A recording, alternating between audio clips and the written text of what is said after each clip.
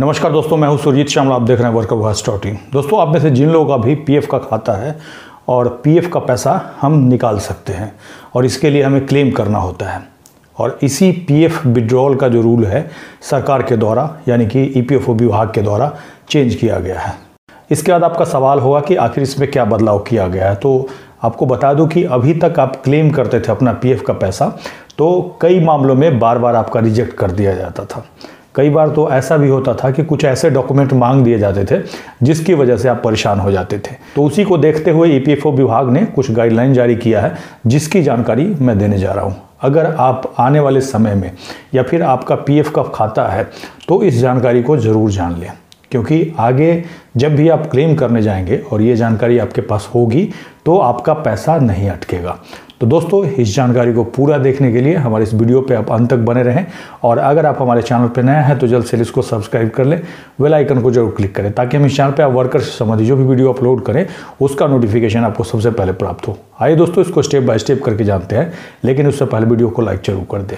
दोस्तों, आपको सबसे पहले बता दो कि किसी ऐसे कंपनी या संस्थान के अंदर आप काम करते हैं जहां 20 या 20 से अधिक कर्मचारी हैं। ऐसे में उस संस्था का, उस कंपनी का दायित्व बनता है कि आपका पीएफ का खाता खोले, उसकी जिम्मेवारी बनती है। पर इसके लिए पहले वो खुद ईपीएफओ के पास रजिस्टर्ड होते हैं, उसके बाद आपका खाता खोलते हैं, और जितना पैसा आपका पीएफ का वो काटेंगे उतना ही पैसा उनको भी जमा करना होता है, यानी कि 12-12%, और दोनों मिलकर के एक तरह से पैसा आपका जितना कटता है उसका डबल हो जाता है। और इसके बारे में पहले भी हमने जानकारी दी है। अगर आपने हमारे उस वीडियो को नहीं देखा तो यहाँ पे आई बटन पर क्लिक करके देख सकते हैं। साथ ही मैं नीचे वीडियो के डिस्क्रिप्शन में भी उसका लिंक दे दूंगा। यही नहीं बल्कि ईपीएफओ विभाग के द्वारा आपके पीएफ के पैसे पे एक मुश्त ब्याज राशि दी जाती है, और तो और आप पीएफ का पैसा जब भी निकालना चाहे आप निकाल सकते हैं। उसके लिए आपको ईपीएफओ विभाग के पास क्लेम करना होता है, लेकिन उसके बाद भी आपका कई बार पैसा अटक जाता है, और कई बार तो ऐसा होता है कि आप बार बार क्लेम करते हैं और बार बार आपको नया रीज़न बता करके आपका रिजेक्ट कर दिया जाता है, और तो और कई ऐसे डॉक्यूमेंट्स मांगे जाते हैं जो कि आप दे नहीं पाते हैं और जिसकी वजह से आप परेशान हो जाते हैं। तो इसी को ध्यान में रखकर और आपके शिकायतों के बाद ही ईपीएफओ विभाग ने कुछ गाइडलाइन जारी किए हैं जिसकी मैं आपको जानकारी देने जा रहा हूँ। हालांकि काफ़ी समय से पीएफ अकाउंट होल्डर्स की शिकायतें सरकार तक आ रही है कि जब उन्हें पैसे की ज़रूरत होती है, ऐसे में उन्हें नियम के अनुसार अप्लाई करने के बावजूद भी बिना किसी स्पष्ट कारण के उनका ईपीएफ क्लेम उन्हें नहीं दिया जाता है। यही नहीं बल्कि पीएफ खाता धारकों को स्पष्ट रूप से क्लेम रिजेक्ट का कोई भी स्पष्ट कारण की जानकारी नहीं दी जाती है। यही नहीं बल्कि उनका क्लेम बार बार अलग अलग कारणों से रिजेक्ट करके उनको परेशान किया जाता है। केंद्र सरकार अब 2022 के आखिरी महीने में ईपीएफ के अकाउंट्स होल्डर्स के लिए खुशखबरी लेकर आई है। सरकार को लंबे समय से यह शिकायत मिल रही थी कि ईपीएफओ कर्मचारी को एक लाइन में जानकारी देकर बिना कोई स्पष्टीकरण के बार बार क्लेम रिजेक्ट कर दिया जाता है। ऐसे में आवेदकों को पता ही नहीं चल पाता कि उनका पीएफ क्लेम क्यों रिजेक्ट किया गया, लिहाजा वह दूसरी बार अप्लाई करता है तो उसे भी खारिज होने की पूरी आशंका रहती है। सरकार की इस नई गाइडलाइन से ईपीएफओ विभाग में चल रही मनमानी अब खत्म हो जाएगी और लोगों को अपना क्लेम जल्द हासिल हो सकेगा। केंद्र सरकार की तरफ से जो गाइडलाइन जारी किया है उसको मैं पॉइंट वाइज बताऊंगा ताकि आपको क्लियर समझ में आ सके। ईपीएफओ विभाग के हेडक्वार्टर के द्वारा जारी इस गाइडलाइन के अनुसार उन्होंने ये बताया है कि पीएफ मेंबर्स, लाभार्थी और हितधारकों से प्राप्त शिकायतों के द्वारा जानकारी में आया है कि ईपीएफओ मेंबर्स की वैधानिक सेवाओं में देरी कर जानबूझकर परेशान किया जाता है, जबकि सभी कार्यों का समय निर्धारित है, फिर भी उनको क्षेत्रीय कार्यालय द्वारा अलग अलग कारणों से बार बार लौटाया जाता है। यही नहीं बल्कि कुछ मामले में तो अनावश्यक कागजात की मांग कर देरी की जाती है।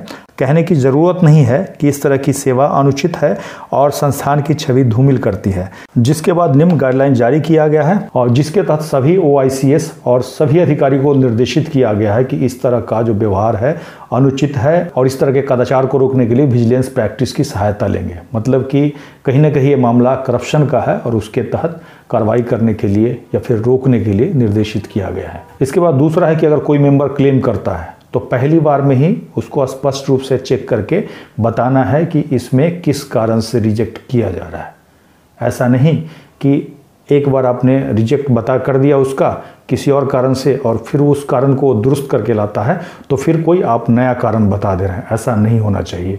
यानी कि पहली बार में ही बता देना है कि आपका इस कारण से आपका रिजेक्ट किया जाता है, ताकि वो दूसरी बार उसको ठीक करके लाए तो उसका क्लेम पास हो जाना चाहिए। ये नहीं जैसा कि अभी तक करते आ रहे हैं, पहले बार आपको कुछ और कारण बताया, आपने उसको दुरुस्त कर लिया, फिर दूसरी बार नया कारण बता दे रहे हैं। इस तरह का अगर करेंगे तो उसके लिए जिम्मेदार पदाधिकारी दोषी होंगे और उनको निर्देशित किया गया है कि पहली बार में ही जो भी उसमें इशू है वो बता देना है। इसके बाद आरपीएफसी 2 और एपीएफसी को जिम्मेदार पदाधिकारी बनाया है कब? जब इस तरह बार बार रिजेक्ट किया जाएगा अलग अलग कारणों से, उसके लिए उनको तय करना है कि इस तरह से बार बार रिजेक्ट नहीं किया जाए किसी का भी क्लेम, किसी भी पीएफ लाभार्थी कहिए या फिर पीएफ मेंबर कहिए, जिसके लिए उनको रिजेक्ट दावों का नमूना मासिक रूप से या तो कम से कम 50 हो सकता है या फिर कुल दावों का 1% होगा, जिसको अंचल कार्यालय को सौंपना है कि उन्होंने इस तरह का जांच किया है। तीसरा, डिविजनल से भी रिक्वेस्ट किया जाता है कि आरओ वाइज सभी क्लेम जो बार बार अलग अलग कारणों से रिजेक्ट हो रहे हैं उसको डैशबोर्ड पे प्रदर्शित करें।